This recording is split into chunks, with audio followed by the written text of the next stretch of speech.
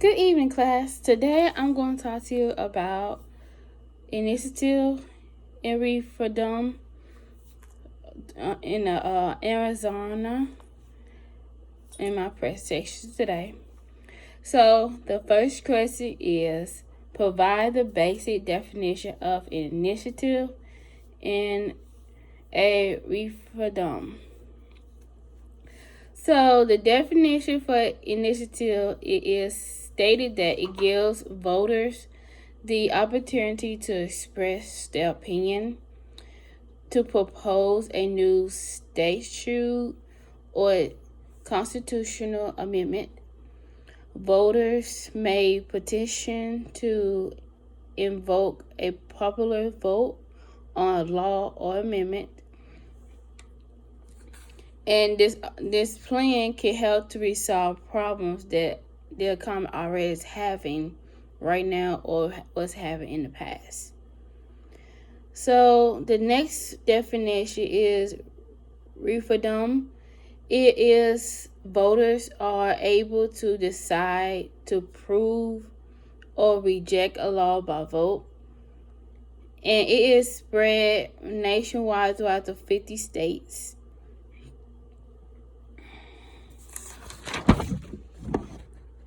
Okay, those are two definitions of initiative and referendum. The next question is 2, which it says, explain how initiative and referendum are created. So initiative has 4 phrases they have to take to create.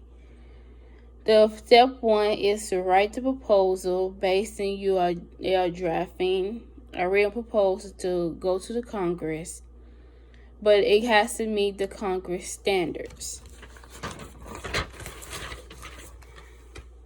Step 2, they are required to request for circulating title and summary, which means they must provide a copy of written proposal request by an attorney general. Step 3, format a petition, must have a full text of the proposed initiative measure before they are able to present to the Congress / legislature. And it must be provided by the authority general. Step 4 is to circulating petition and gather signature, basically going around your neighborhood, country to get signatures to agree with you on a law that may benefit some people or it may not benefit the other. It all depends on what the people want and how our lives should be in good state.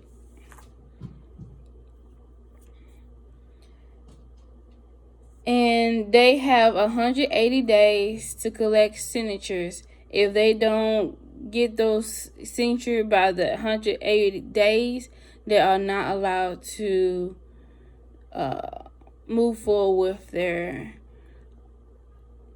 proposal request. Step 5 is to basically turn in your signature on the day it must be submitted. Everything must be filed at the same time in order for the proposal to be approved or to go through the process. And now we're going to go, that was the initial process. They had 5 processes instead of 4.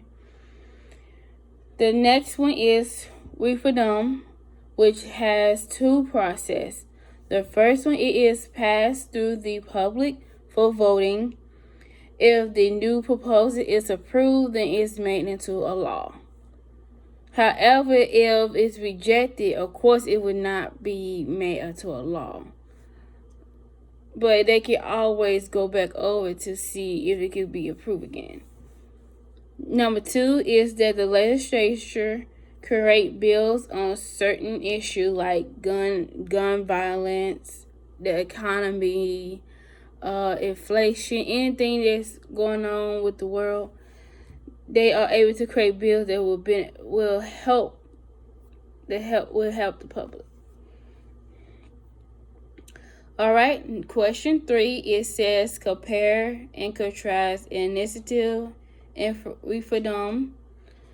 So the initiative, I'll say, is different from referendum is that the citizens gets to participate in signatures to make sure their decision on the ballot to vote, to make sure they have the opportunity to vote.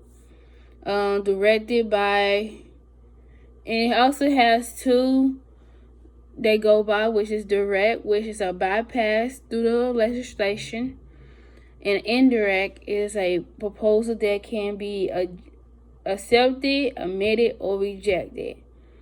And 5% can be revision, and only 8% constitutional amendment could possibly be restated. And the difference for referendum is that a voter for a General Assembly to pull, it can go through a legislative, popular, or constitutional. And the similarity they have is that they both have powers to grant by states that are able to present direct check and keeps the democracy alive.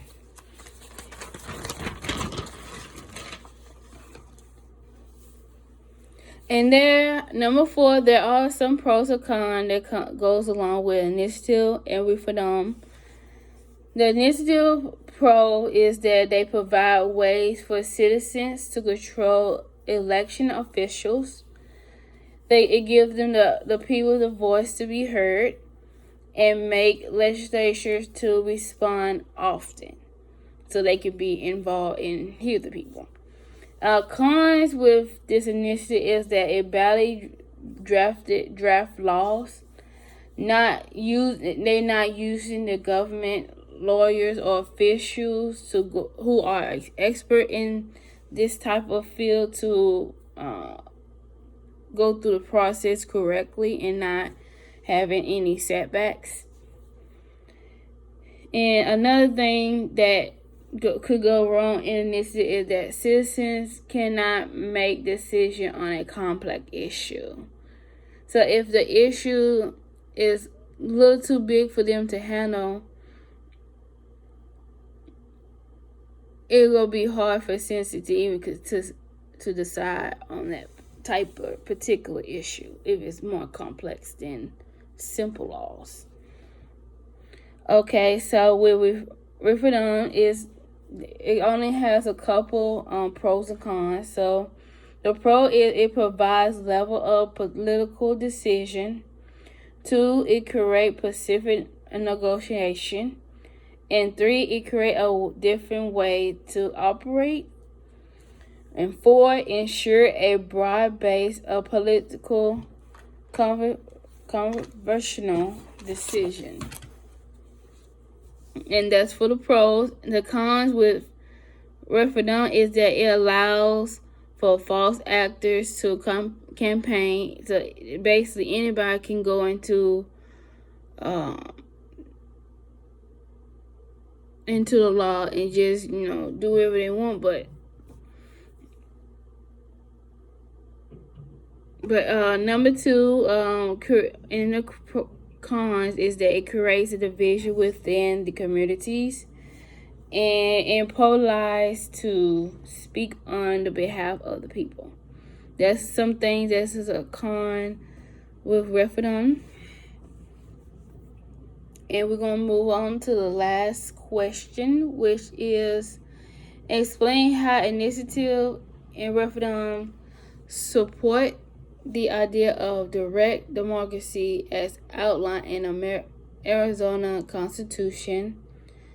Only got a little information, but what I had gathered is it intend to provide the general public to get around legislatures by majority votes, and the process that they go through is very old than Arizona Constitution itself. So this is all my research that I have done this week for initiative and referendum in Arizona. I'm so sorry that I recorded this late. I had some issues going on, but I was able to, cause I was trying to make sure I understand the assignment before I even did a video on this. So, thank you so much for tuning into my presentation. I'll see you next time. Bye-bye.